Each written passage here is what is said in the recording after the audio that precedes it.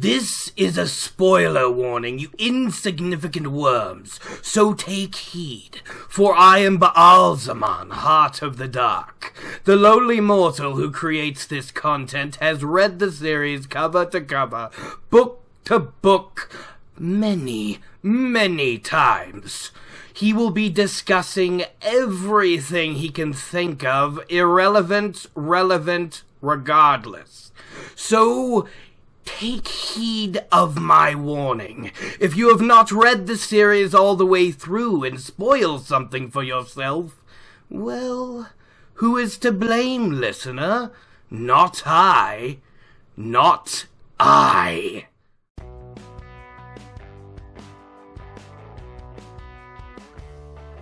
Hello, everybody, and welcome back to Gleeman Radio, your daily dose for the Wheel of Time. At least that's what we're supposed to be, but my God, it's been, 4 days since I put out a podcast? And I'm sorry for that.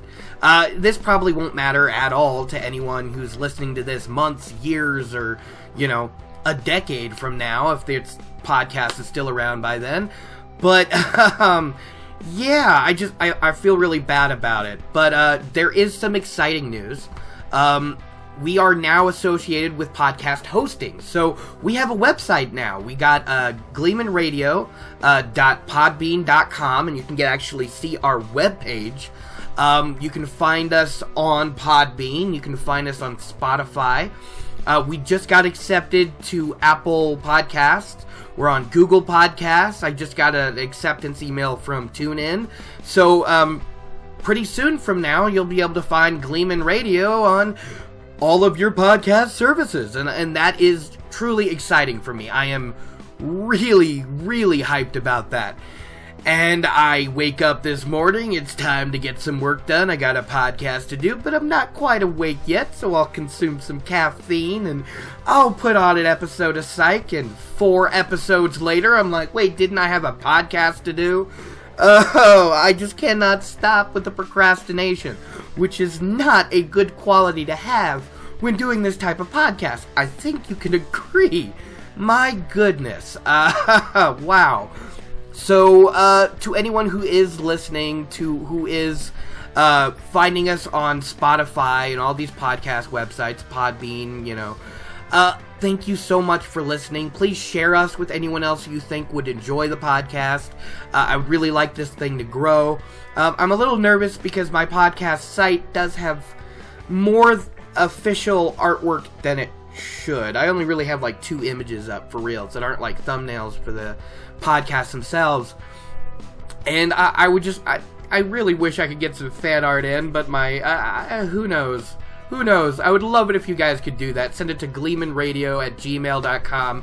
I'll brag about you and sign it yourself, and we'll put, make me a new Gleeman, okay? Make me a Gleeman Radio logo. I would love that. It'd be like, my listeners drew that. Isn't that cool? People actually listening to me talk about this series drew me a new logo, but who knows? We'll have to see. I can't draw, so if we don't get some fan art submissions eventually, I'll have to commission one when I can find the time. So, without further ado, we should probably stop rambling. It's been, I'm nearing 4 minutes? Let's just get into the task at hand. Last time on the Eye of the World, everybody left. Yeah, well, our main crew did. The Fellowship of the Dragon, the first generation, was formed.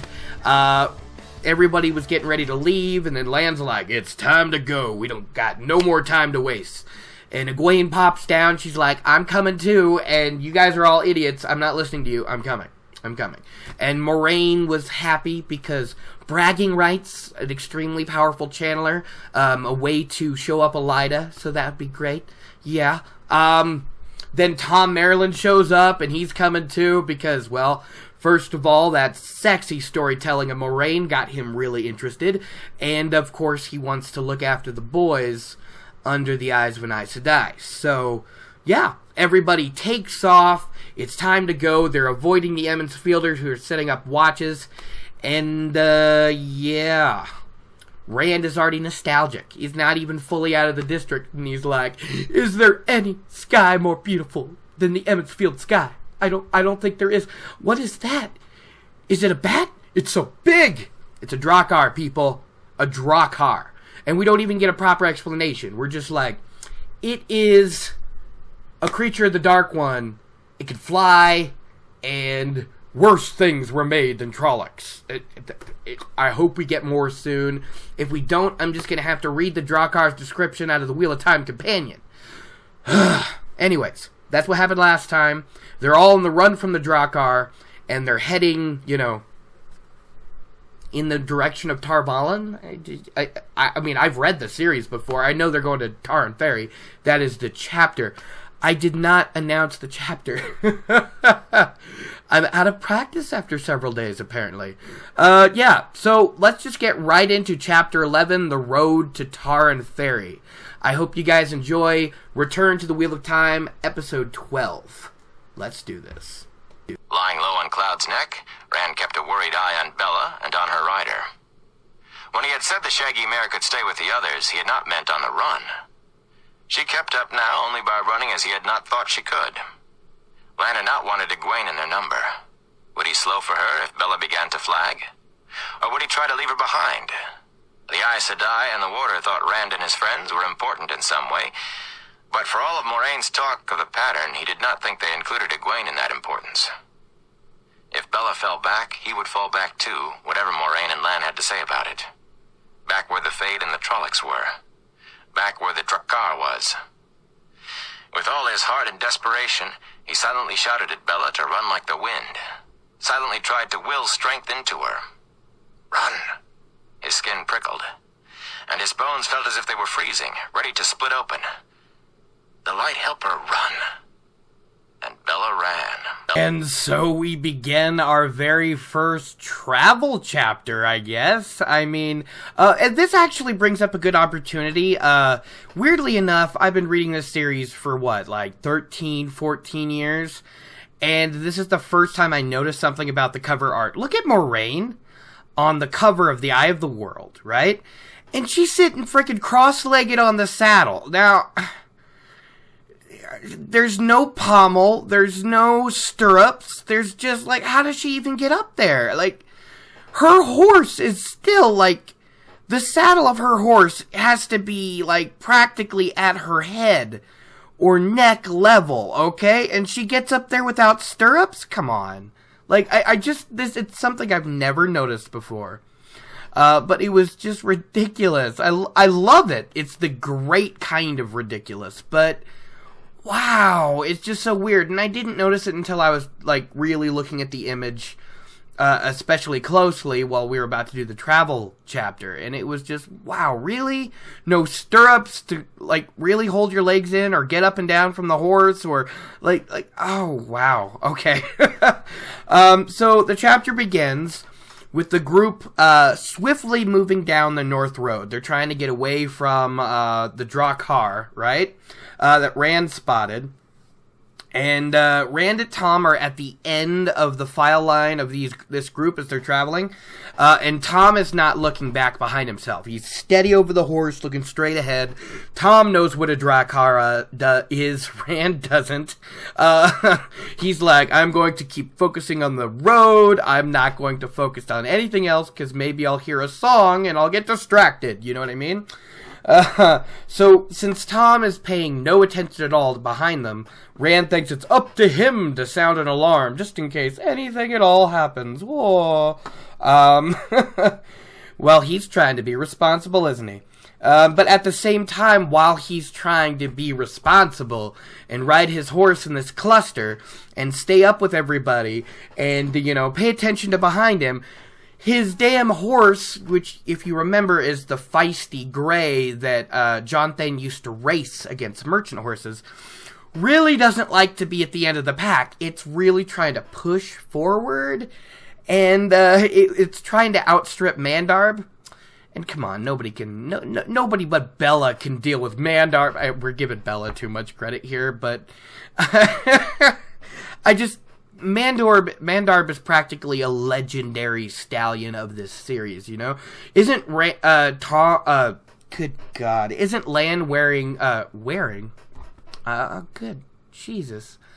Isn't Lan riding Mandarb all the way through the series? Correct me if I'm wrong, but isn't Mandarb his horse all the way up to the last battle? I mean, I think Mandarb does pass away at some point, but like Mandarb and Aldib, I'm pretty sure they were fine the whole series. I don't think Moraine gets Aldib back, but you get what I mean.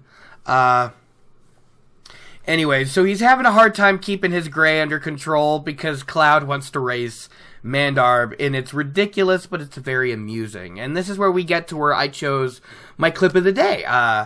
And Rand is worried about Bella. He's like, Bella can carry Egwene because, well, that's all we have, and Bella's been his horse, and he trusts Bella, right?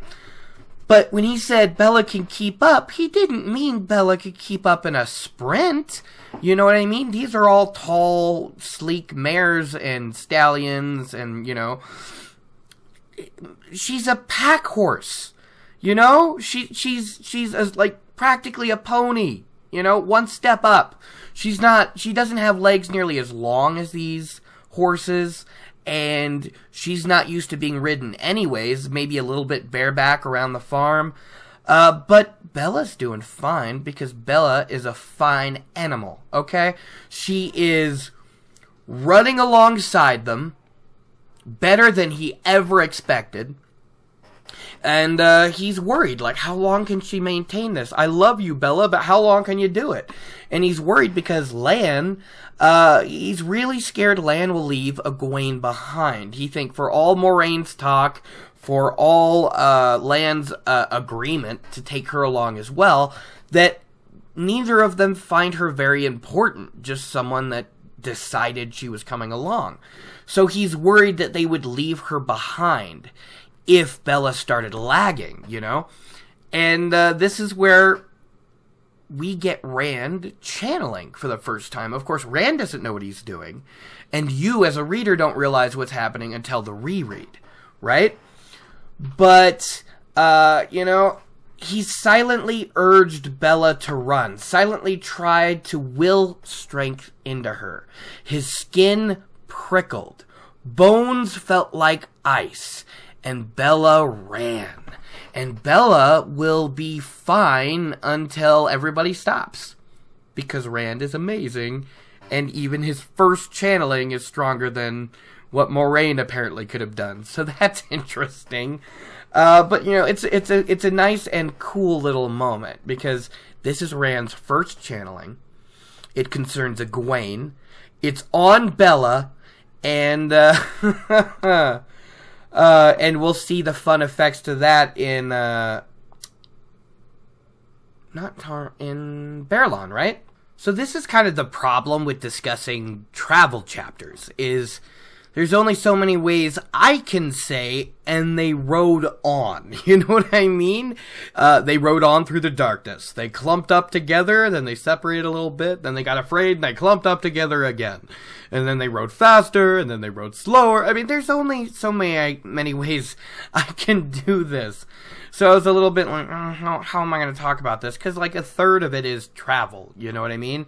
So they ride on for a while, and they find themselves abruptly slowing down. Lan stops, and as Rand is like unsure how long they've been riding. He's like, oh god, I'm just tired, I'm a little worn out. Oh, I have no idea how long we've been doing this. And he looks down and he's like, what is that, fireflies? I don't know what that is. And then, holy shit, is that Watch Hill?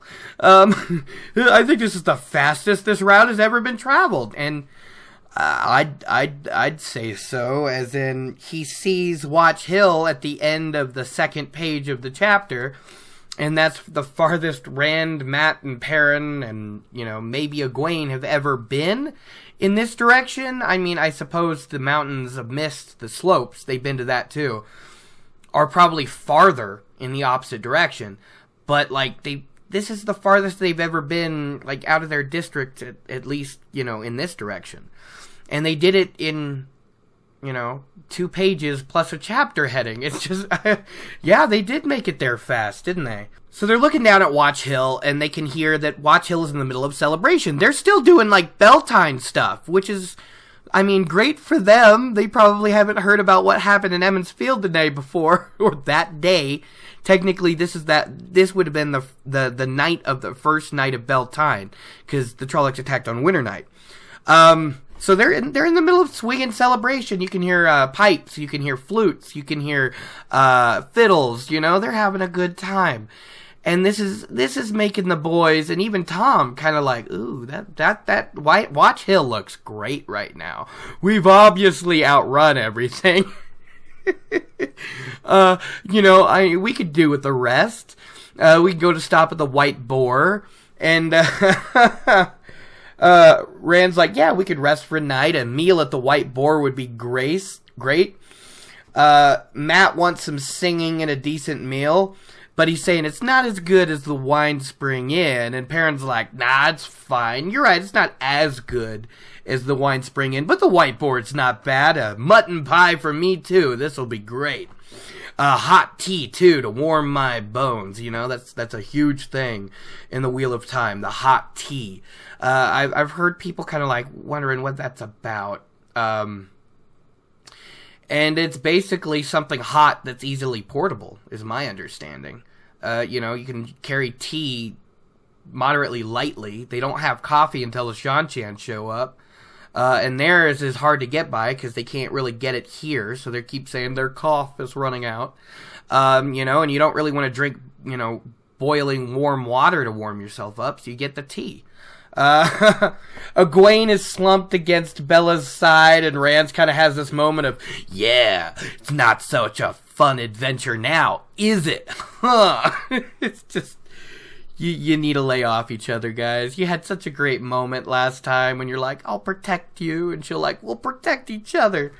But yeah, she admits she's worn out, but riding a horse isn't like sitting in a car.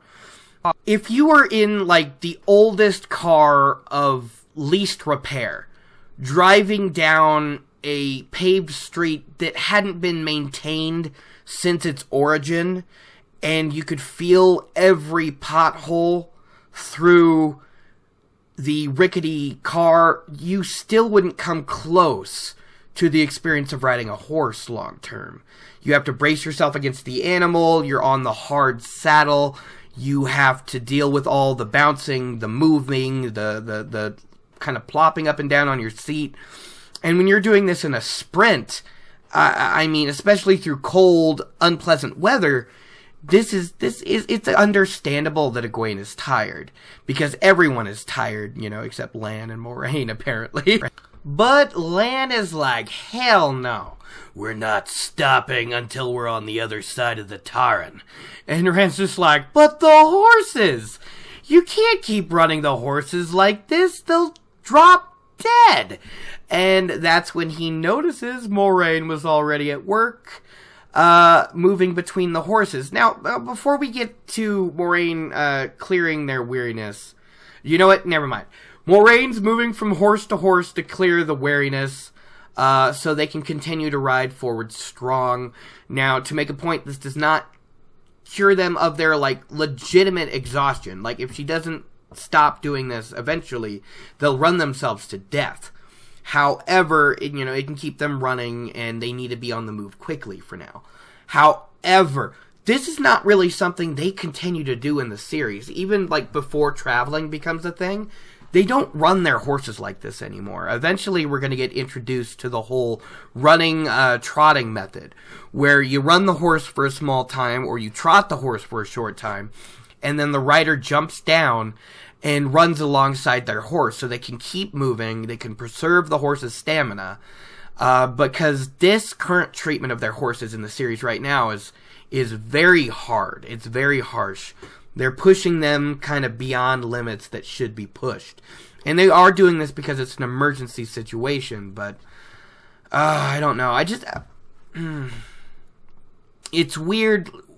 as a return reader that Lan hasn't had them hopping down and trotting next to their horse. But I guess we can also, like, equate that to be this being the first novel, and that he didn't know where he was going with everything. So we got to make some allowances here. I just, it was something that I noticed, because most of these characters are country folk and grew up around horse stock and everything, and they love their horses. You know, like, they're pained every time they have to abandon one, which happens a lot. Or sell them, which happens a lot. Yeah, so they're not stopping for a while. Moraine was clearing the horses of their weariness, and Rand was surprised, and he's like, I didn't know she could do that. And Lan's like, you, above all, should have known she can do that, after what she did for your father. And Moraine's going to be doing the rest for you as well. And he's like, not for you? And he's like, not for me, sheepherder. I don't need it. And not for herself either. For what she does to others, she can't do for herself. Only one will ride tired tonight. Better hope she doesn't grow too tired before the end of the journey. Lan is so cool. But yeah, so this is the first equating that Aes Sedai can't heal themselves, which is a bummer. But I mean, I guess that's why maybe they should go around in more than groups of one. Or maybe also that's why they have a warder. Or, you know, maybe they should have their own Nynaeve with their herbs. I don't know. But yeah. So, no need to do it for Lan.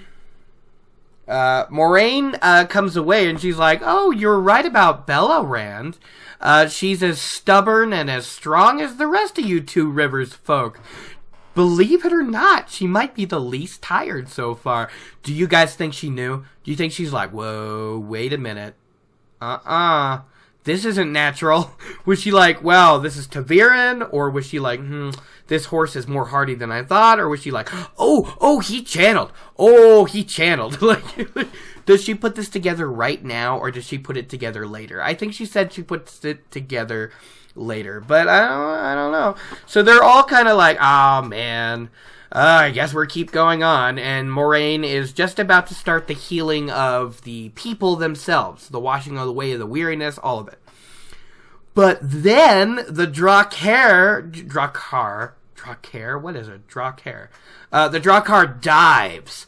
And he's very noisy and screechy and loud and scary. And, well, the horses don't take it well. They actually freak out. And I mean freak out, right? Like, Cloud nearly kills Rand, okay? All the horses are going nuts. Rand describes as like he's standing next to the horse with his hands on the reins, right? And then the horse just bolts. But Rand needs to hold on because he can't lose the horse. And his arm is nearly like pulled out of the socket. And at the same time he's hopping up and he makes his way into the stirrup, feeling like his arms are going to be yanked off. And then the stallion, you know, what's the right word? Rears up onto its hind legs and, you know, whinnies. And like he's nearly fallen off, and it's just, oh yes. The Shadow would have won if Cloud was just a little bit more rambunctious. Rand would have totally got, yeah, that was a little dangerous. And everybody's horses are going nuts.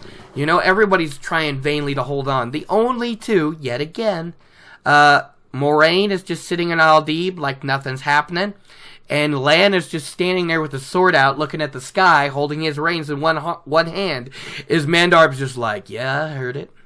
I'll wait till my master's command. However, it is not only the Two Rivers folk, the Aes Sedai, the Gleeman, and the Warder that are troubled by the Dragkar. Down in Watch Hill, or up in Watch Hill? I can't tell if they're looking down into it, or... No, it has to be up above. So looking up into Watch Hill, the sound of merriment dies, and because they heard the screeching demon sounds. And Rand's just like... Well, I bet people are going to remember that. You know, maybe they'll hear about what happened in Emmons Field, and then they'll remember and think back. Lan says it's time to go.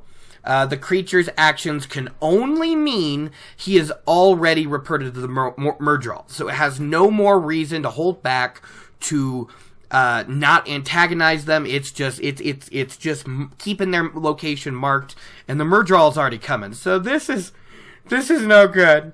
This is no good. It's just tracking them for the fade now. So everyone gets back on their horses once more, except for Rand. Oh my goodness. Rand again is left out of the saddle, and he's got his sword out. He's scanning the horizon like Lan, looking for the Dragkar. And I'm sitting here going, dude, you'll eventually be one of the best swordsmen in the series, but right now, that's just a long, heavy piece of metal in your hands, okay? It's no better than a slightly sharp club, alright? And you are a foolish young man. And it is lucky that for Rand that none of his friends were like super paying attention because they were worried. This dude Matt would have teased the hell out of him, okay? See, what really makes it worse, though, is he did all this unconsciously. He didn't mean to be standing there with his sword out. He just realized he was standing there looking at the sky with his sword out, and everybody else was saddled and ready to go, and he is embarrassed as hell. So he tries to make up for it a little bit by, like, pole vaulting in his saddle in a single jump, and it works, and he's kind of like, oh, wow, that was kind of cool. I hope they noticed that, not the other thing. Anyways, so yeah, everybody's afraid, which makes sense. The Two Rivers folk, the Gleeman, they're all clustered together behind Lan, to his annoyance, but I mean, he'd rather them clustered together right there with him than kind of like falling behind or running ahead or panicking and going to the side. So yeah, and Rand is surprised. He's watching Bella, and he's like, wow, I can't believe she's keeping up stride for stride with all these stallions and strong horses. Like, Moraine must have done something special to Bella to make her be able to keep up with us like that. It was Rand. He just doesn't know it yet, which is amazing. That's all you, dude. And Egwene was beaming in delight.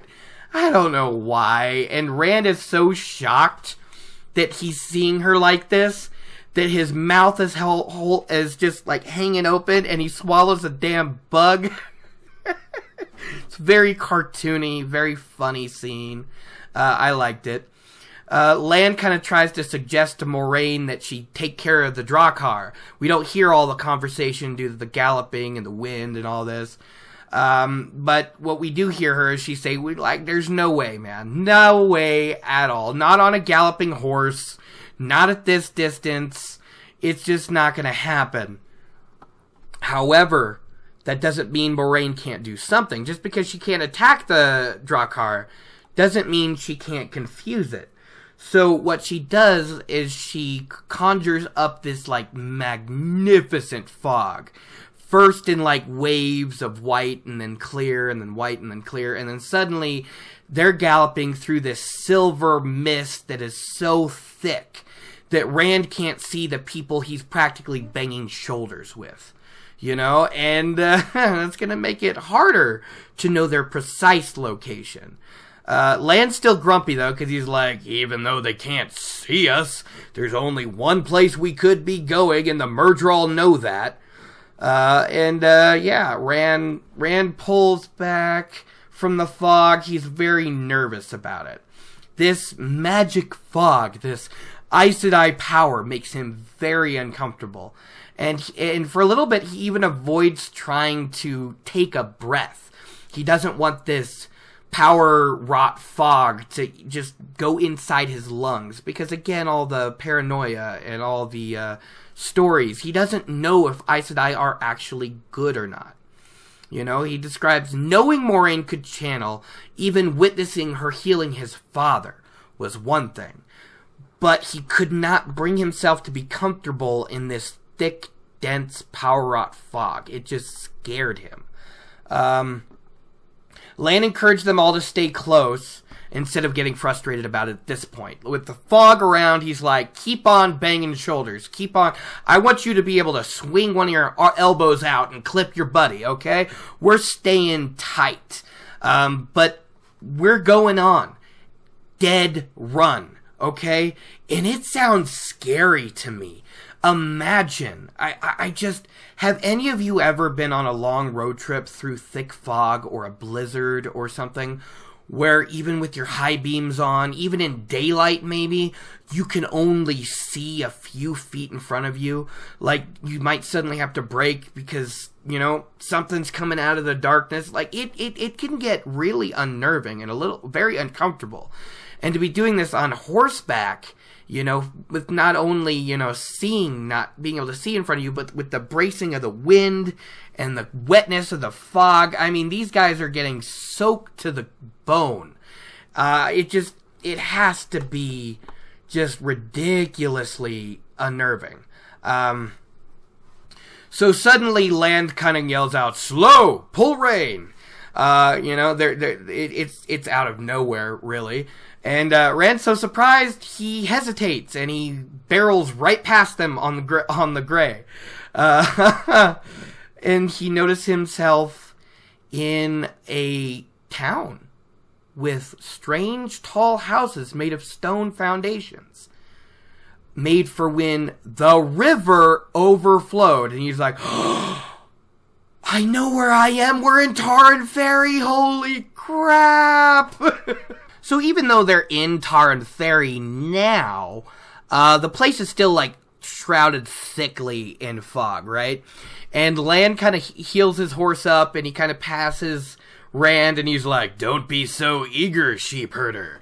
And Rand's like, "Oh, it's lucky it's this fog, it's this thick out, because everybody can't see how badly I'm blushing." Like, he's been embarrassed a lot in this chapter, in the last chapter. It's actually really funny to see. They continue through the village slowly, and they're thinking about, Rand is thinking about what he knows of the Taren Ferry folk. And he knows they have strange names like Hightower or Hilltop or, you know, stuff like that. And they're known for being sly and tricksome, not to be trusted. You know, like, they got their nose in the air towards the lower villages, the down country folk, if you will. There's a saying that if you shake hands with a Taren Ferry man, you count your fingers afterwards to make sure you still have them all. So, you know, like, these kids have never been to Taren Ferry, but this is the kind of prejudice that their parents have spread, so this is what they know about Taren Ferry folk. It's not very flattering. But to be honest, of the only Taren Ferry guy we really meet, of the only few, not completely inaccurate, right? That's kind of sad. So Lan and Moraine stop in front of a specific house that they didn't really think looked different than any other. And Lan jumps down and just starts hammering on the door, loud and fast. Bang, bang, bang, rhythmic, never ending. Turns out this is the ferryman's house. And I love how Matt's just a little bit pissy about this. He's like, "I thought he wanted us to be quiet. Now he can make all the noise he wants." Oh, Matt, you just gotta shut up in this situation. So yeah, the ferryman just swings open the door. He's angry. He's surprised. "Well, what's this? What's this?" And then he's like, "Whoa!" And then he sees the fog. And he's like, "Holy shit."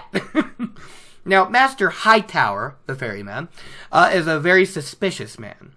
And he's looking at them all, and he's like, "I don't like the looks of this. The ferry crosses in daylight.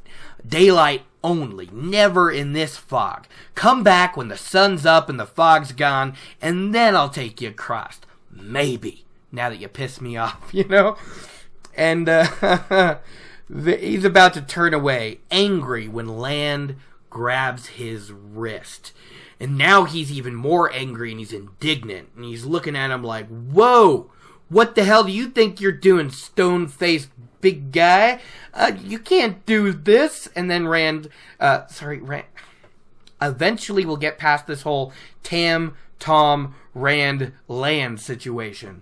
Land kind of twists his wrist, palm up, and starts putting gold in it. And this cures the ferryman's attitude very very quickly. You kind of see his face kind of lowering as Land puts more and more and more gold in his hands until he's practically touching it with his nose. Yeah, it's great. How much money did Lan and Moraine just give away? Seriously. This is, oh goodness. And we know that they're going to pay this guy even more. He said this much more once we get to the other side. And we know they're going to pay even more from that because of what Moraine does to the ferry in the next chapter. So this is just, they're spending such a ridiculous amount of gold. But I suppose it works, because Master Hightower is in. He's just like, all right, gold? Sure, okay. Release my arm, big guy. You don't think I pull the ferry myself? I gotta wake up my haulers. We'll do it. Come on, let me go. Let's get this done. I want more gold. Go, and he says, tells Lan and the rest, go wait at the ferry.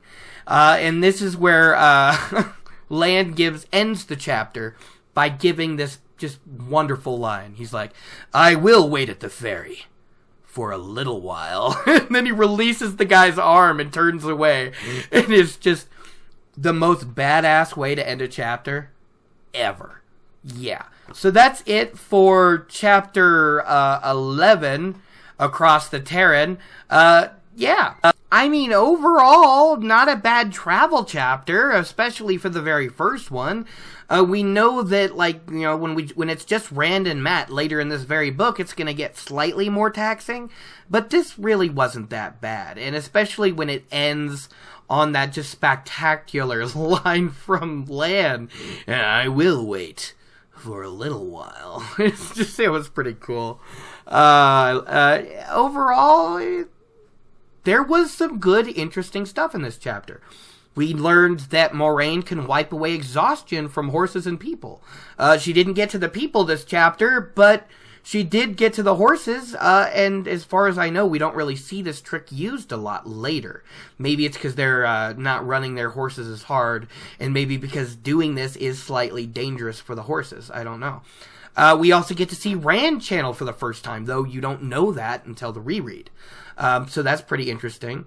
It's the kind of thing that makes a reread so fun with this series.